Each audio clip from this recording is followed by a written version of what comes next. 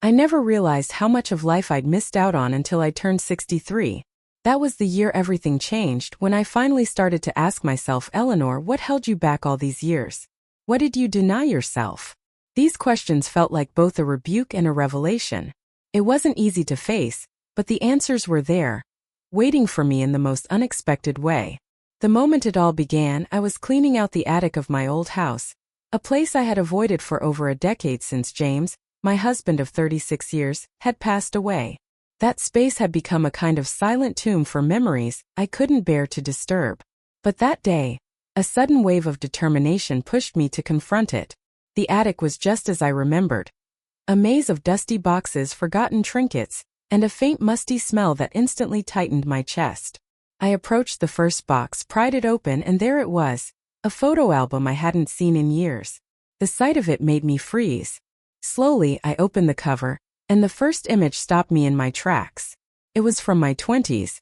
There I was, standing on a sunny California beach, holding a cocktail in one hand and laughing without a care in the world. I was wearing a bold yellow bikini and oversized sunglasses, looking as though nothing in life could weigh me down. The sight of young, carefree Eleanor stirred something deep within me. As I flipped through the pages, I heard footsteps. Startled, I turned to see Lucas, my step-grandson, standing in the doorway. I hadn't seen him in 3 years. Not since he moved away for work. At 30, he was no longer the lanky boy I remembered. He had grown into a confident, broad-shouldered man. Eleanor, he said, raising a paper bag in one hand and a coffee cup in the other. Lucas, I replied, shocked but truly delighted. What are you doing here? Passing through and saw your car outside, he said with an easy smile. Thought I'd stop by and check on you. Before I could protest, he stepped further into the attic, his eyes scanning the space before landing on the photo album in my hands. What's that? He asked, interested. Just an old album, I said, clutching it to my chest. But Lucas was already moving closer. He gently took the album and flipped to the picture of me on the beach. His reaction was immediate. This is you. Yes, I admitted with a nervous laugh. Lucas stared at the photo for a moment, longer than I expected. Wow, he said, finally meeting my eyes. You look amazing. It's hard to imagine you like this. I didn't know what to say. There was something in his voice, a mix of admiration and awe that made my cheeks warm. We sat down together, and he started flipping through the pages. Each photo seemed to reveal more of a side of me I had long forgotten. There was one of me at a New York nightclub in a glittering red dress. Another of me dancing barefoot at a rooftop party. You were wild, Lucas said, his voice tinged with disbelief. Everyone has their wild years, I said, brushing it off. But as I watched him study each photo with fascination, I felt a strange warmth bloom inside me. Something I hadn't felt in years. The conversation flowed easily as we continued to explore the album, laughing at old hairstyles and marveling at how much life had changed. But somewhere in those shared moments, the air between us began to shift. When Lucas finally closed the album, his gaze lingered on me. You're incredible, Eleanor, he said softly. I don't know why, but seeing you like this, it's like I'm seeing you for the first time. His words left me breathless. It had been so long since anyone had looked at me that way, or spoken to me with such genuine admiration. I didn't know how to respond, so I stayed quiet, hoping my expression could convey what I couldn't put into words. Lucas reached out and took my hand, his touch warm and steady. Eleanor, he began, his voice low and sincere. You're not just beautiful. You're extraordinary. I felt my heart race as I met his gaze. For the first time in years, I felt truly seen. Not as the widow left behind, but as the vibrant woman I once was. That moment changed everything. The days following that encounter were marked by a newfound energy in me. Lucas ended up staying longer than expected, offering to help me with the attic cleanup. We spent hours going through boxes, laughing over old knickknacks, and rediscovering pieces of my past that I had long since forgotten. But it wasn't just the attic that came alive during those moments. It was me. One afternoon, while sorting through a box of vintage clothes, I found an old emerald green dress with a dramatic neckline and a fitted waist. It had been my favorite during my 20s, and seeing it again brought a rush of memories. You should try it on, Lucas suggested, his eyes lighting up. I hesitated. "Oh, I don't think it would even fit anymore." "Only one way to find out," he said with a grin. Encouraged by his enthusiasm, I slipped into the dress. To my surprise, it fit like a glove.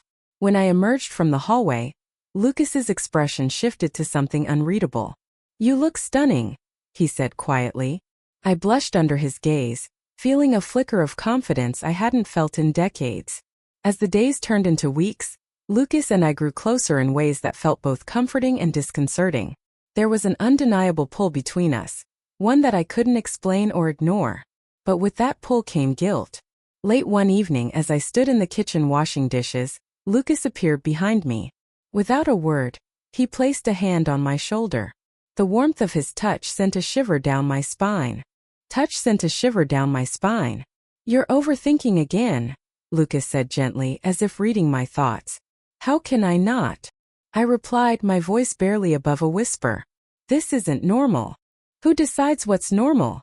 he countered, his words hanging in the air, challenging everything I thought I knew. One night after Lucas had gone to bed, I sat alone in the living room, staring at the photo album we had rediscovered. The images of my younger self felt like they belonged to a different person, a version of me who had been fearless, unapologetic, and free. Where did she go? I murmured to myself. The answer was simple. She had been buried under years of responsibilities, grief, and self-doubt. But now, with Lucas's presence stirring something inside me, I felt the faintest glimpse of her return. As the weeks passed, Lucas's visits became a regular occurrence. Each time he left, I felt the weight of his absence more acutely.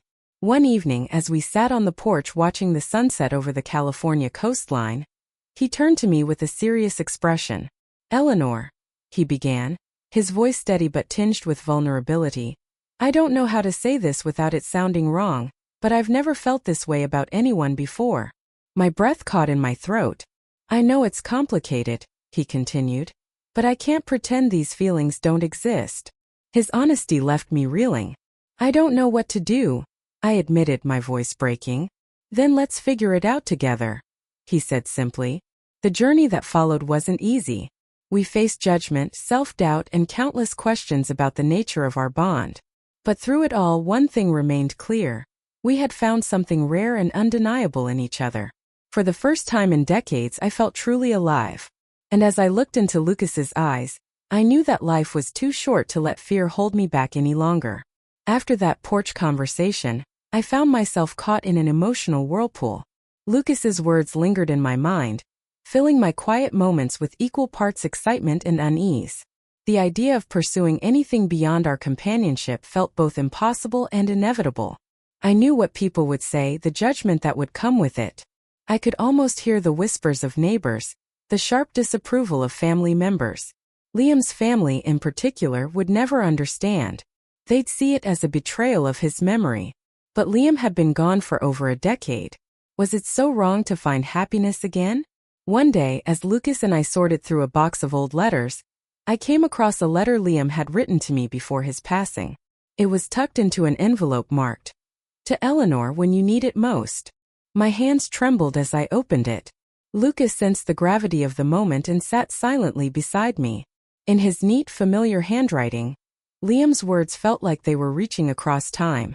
"If you're reading this, it means I'm no longer by your side. I want you to know that my greatest joy in life was loving you. But life doesn't stop when one of us leaves. It's a gift meant to be lived fully and without regret.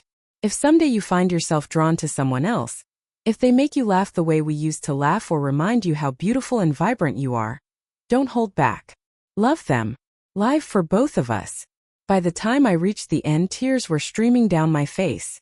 Lucas placed a hand on my back, his touch grounding me as I absorbed Liam's final gift. A blessing I hadn't expected, but desperately needed. "Are you okay?" Lucas asked gently. I nodded, my voice shaky. "I think so." But the truth was, I wasn't sure what I felt: relief, gratitude, or maybe just the overwhelming weight of possibility. Despite Liam's words, moving forward wasn't simple. Every interaction with Lucas felt charged, as if the air between us had become electrified. I noticed things I hadn't before: the way his eyes crinkled when he smiled, the deep timbre of his laugh, the quiet strength in his presence. One evening, as we stood in the kitchen preparing dinner, our hands brushed while reaching for the same cutting board. The touch lingered longer than necessary, and when our eyes met, something unspoken passed between us. I stepped back, my heart pounding. "This is complicated," I whispered. Lucas set the cutting board down and turned to face me fully. "It doesn't have to be," he said. "But it is," I insisted, gripping the edge of the counter for support. "I'm your step-grandmother. This isn't normal." "Who decides what's normal?" he countered, echoing his earlier words. I looked away, unable to meet his gaze. "People will talk. They'll judge." "Let them," he said calmly. "They don't know us. They don't know what we've been through, what we mean to each other." His conviction was both reassuring and terrifying. It wasn't long before the rumors started. Someone spotted Lucas leaving my house late one evening and wasted no time spreading the news. By the following week, whispers had turned into speculation, and speculation into outright condemnation. The judgment I had feared had arrived. But as I stood by the ocean one evening, watching the waves crash against the shore, I realized something. The only people who truly mattered in this story were the two of us. Life was too short for regrets. And for the first time in a long time, I chose to live. Into frank confrontation one afternoon as I walked to the market, I overheard two women talking in hushed tones. "Can you believe it? Eleanor, of everyone, and with her step-grandson." "It's disgusting," the other replied. She turned away ashamed. Their words stung. But I kept my head high and walked past them without reinforcing their presence. Inside, though, I was crumbling. When I returned home, Lucas was waiting for me on the porch. The sight of him, so steady and unwavering, brought tears to my eyes. "They're talking about us," I said, my voice trembling. "Let them," he replied, pulling me into a comforting embrace.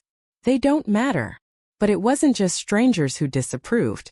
When my daughter Ellen found out, her reaction was explosive. "How could you, Mom?" she shouted, pacing my living room with a look of disbelief. "He's practically family." "He's not," I argued, trying to keep my voice steady. "Not by blood, and not in the way you think." "That doesn't make it right," she snapped. "What would Dad think if he were here?" I handed her Liam's letter, hoping it would help her understand.